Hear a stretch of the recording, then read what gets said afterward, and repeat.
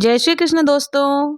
अजय एकादशी व्रत आने वाली है और आज के वीडियो में हम लोग जानेंगे अजय एकादशी व्रत की पूजा विधि के बारे में कि किस प्रकार से अजय एकादशी का व्रत किया जाता है, एकादशी के व्रत का क्या महत्व होता है और अजय एकादशी का व्रत इस बार कब रखा जाएगा, व्रत का पारण का शुभ समय क्या रहने वाली है। तो आइए जानते हैं। देखिए, अजय एकादशी का जो व्रत है वो हर साल भाद्रपद महीने के कृष्ण पक्ष की एकादशी तिथि को रखा जाता है।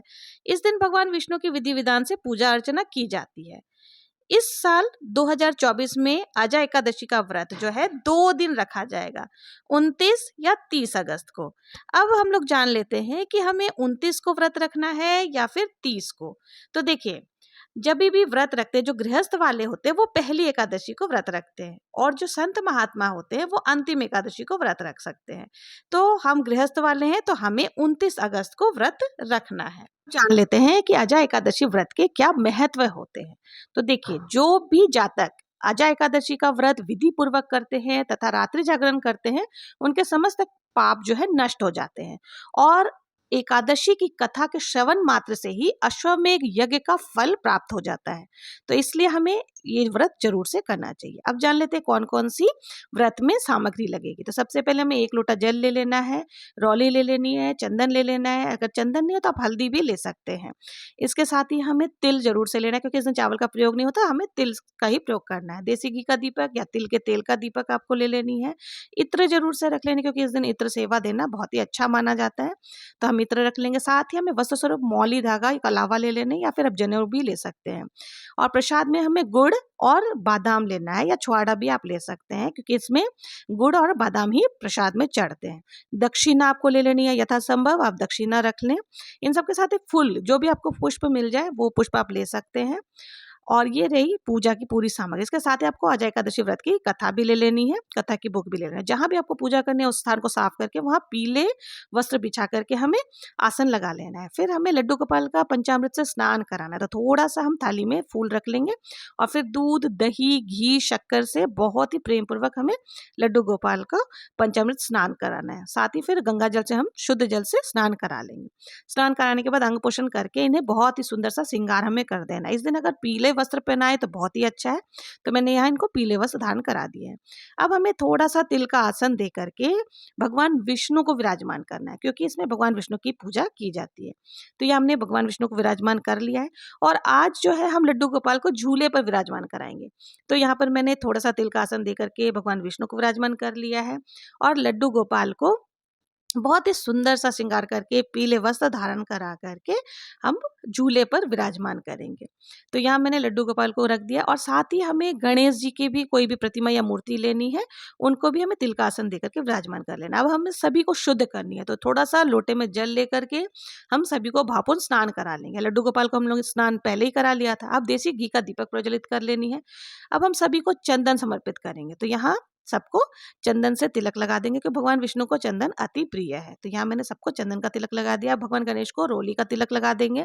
साथ ही दीपक में भी हमें तिलक लगानी है। अगर आपके पास चंदन नहीं है तो आप हल्दी का प्रयोग कर सकते हैं, हल्दी का तिलक भी आप लगा सकते हैं। तो यहाँ मैंने हल्दी का तिलक भी लगा दिया है। इन सब के साथ ही हमें अब वस्त्र जो है तिल समर्पित करनी है, क्योंकि इस पूजा में किसी भी एकादशी की पूजा में चावल का प्रयोग नहीं होता है, तो हमें तिल का ही प्रयोग करना है। तो हम तिलक के बाद सबको तिल समर्पित करेंगे और थोड़ा सा तिल हमें दीपक में भी डाल देना है।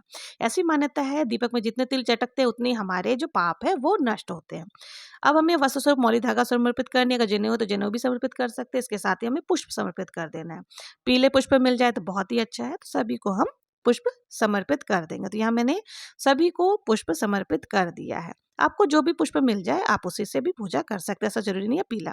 अब हमें भोग समर्पित करने, तो भोग में हमने गुड़ और बादाम लिया है, तो ये हम समर्पित कर देंगे भगवान विष्णु और लड्डू गोपाल को। और हमें गणेश जी को अलग से भोग समर्पित करना है, क्योंकि उसमें हमें तुलसी पत्र नहीं डालनी है। तो यहाँ मैंने फलों का भोग गणेश जी को लगा दिया है। जो भी ऋतुफल आपको मिल जाए उसका भोग आप गणेश जी को लगा सकते हैं। साथ ही हमने यहाँ केला जो है वो भगवान विष्णु को भी समर्पित कर दिया। साथ ही हमें तुलसी दल जरूर से डालना है। भगवान विष्णु का भोग में तुलसी दल बहुत ही जरूरी होता है, क्योंकि तुलसी दल के बिना भगवान विष्णु अपना भोग स्वीकार नहीं करते। लेकिन गणेश जी को हमें तुलसी दल नहीं अर्पित करनी है। तो यह मैंने भोग प्रसाद चढ़ा दिया। अब एक ग्लास में या एक पात्र में आपको जल भी समर्पित कर देना। जल में भी आपको तुलसी पत्र डालना है। अब हम इत्र सेवा देंगे। तो हमें लड्डू गोपाल को इत्र समर्पित करना है, क्योंकि खुशबूमय वातावरण बहुत ही सभी देवी देवताओं को पसंद होता है। तो यहाँ मैंने इत्र जो है वो लड्डू गोपाल को लगा दिया है, थोड़ा भगवान विष्णु को भी लगा दिया है। अब हमें दक्षिणा यथासंभव समर्पित करनी है। तो दक्षिणा क्या है, पूजा में रही कमियों को पूरा करती है, इसलिए हम दक्षिणा यथासंभव समर्पित कर देंगे। अब हमें कथा सुननी है, तो कथा सुनने के लिए हमें 1 लोटा जल ले लेना है और हाथ में हमें थोड़े से तिल और थोड़े से पुष्प लेकर के हमें कथा सुननी है। तो हम 1 लोटा जल यहाँ पर रख लिया है। अब हमें कथा सुननी है। तो देखिए, कथा आपको मेरे चैनल पर मिल जाएगा। अगर मैं इस वीडियो में कथा सुनाऊंगी तो ये वीडियो काफ़ी लंबा हो जाएगा। तो हमें कथा जो है सुनने के लिए थोड़े से तिल और पुष्प सीधे हाथ में ले लेनी है और कथा सुननी है। बहुत ही प्रेम पूर्वक आप कथा सुन सकते हैं। अजय एकादशी व्रत की कथा आपको मेरे चैनल पर मिल जाएगी। कथा सुनने के पश्चात हमें जो ये फूल और जो हमने तिल लिया था उनको भगवान विष्णु को और लड्डू गोपाल को समर्पित कर देना है। थोड़ा सा तिल जो है वो हमें लोटे में भी डाल लेना है। अब हमें बहुत ही प्रेम पूर्वक जो है आरती करनी है। तो हमें सबसे पहले गणेश जी की आरती करेंगे, उसके बाद आप भगवान विष्णु की आरती जरूर से करें। आपको जो भी आरती आती है आप वो आरती कर सकते हैं। बहुत ही प्रेम पूर्वक हम आरती कर लेंगे। आरती करने के बाद हाथ जोड़ करके हमें पूजा में रही कमियों के लिए क्षमा याचना करनी है और भगवान से अपनी मनोकामनाओं को पूर्ण करने के लिए निवेदन करना है। तो यहाँ मैंने सभी पूजा अर्चना कर ली है। तो इस प्रकार से जो हमारी दिन की पूजा है वो हो जाती है। तो आपको जो लोटे का जल जो है वो सूर्य देव को अर्घ दे देनी है और जो ये भोग प्रसाद है वो हमें परिवारजन में बांट लेना है। और देखिए, चौकी को हमें हिलाना नहीं है, चौकी को हम दूसरे दिन हटाएंगे, क्योंकि इस दिन जो है एकादशी के दिन आपको शाम को भी जो है पूजा अर्चना करनी होती है। तो आरती और दीपक आपको शाम को भी जलाना। भोग प्रसाद जो भी आप फलाहार बनाएंगे, इसमें देखिए फलाहार का ही भोग लगता है, तो जो भी आप भोग प्रसाद में बनाए हैं, फलाहार के लिए बनाए हैं, तो आप वो फलाहार का प्रसाद भी यहाँ पर भगवान विष्णु को लगा सकते हैं। तो इस प्रकार से, और इस दिन देखिए लड्डू गोपाल को झूला जरूर से झूलाएं।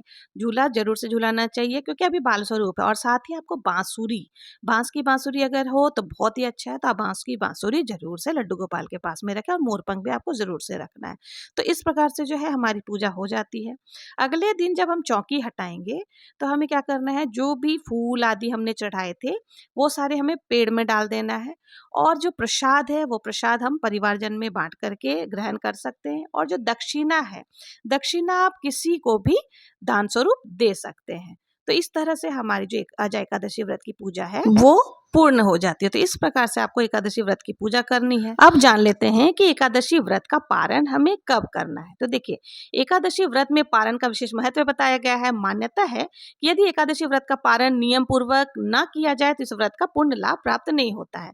पंचांग के अनुसार अजय एकादशी व्रत का पारण जो है वो 30 अगस्त प्रातः 7:49 से प्रातः 8:31 तक किया जा सकता है। इस दिन हरिवासर समाप्त होने का समय प्रातः 7:49 रहेगा। पद्म पुराण में कहा गया है कि जो व्यक्ति अजय एकादशी को व्रत को नियम पूर्वक करता है उसके सभी तरह के पापों से मुक्ति मिलती है। अजय एकादशी व्रत करने से सभी तरह के पापों से मुक्ति मिलती है और मोक्ष की प्राप्ति होती है। इस व्रत को करने से अश्वमेध यज्ञ के समान फल की प्राप्ति होती है।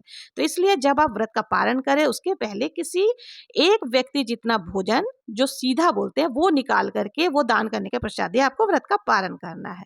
तो इस प्रकार से आप अजय एकादशी व्रत का पूजा कर सकते हैं। आशा है आपको पूजा विधि समझ आ गई होगी और इस व्रत के क्या महत्व होते हैं ये भी समझ में आ गया होगा। अगर आपको मेरा वीडियो जरा भी हेल्पफुल लगा हो, पसंद आया हो, तो प्लीज मेरे चैनल को लाइक, शेयर एंड सब्सक्राइब करना ना भूलें। मिलते हैं नेक्स्ट वीडियो में किसी और एकादशी की विधि के साथ। तब तक के लिए जय श्री कृष्णा।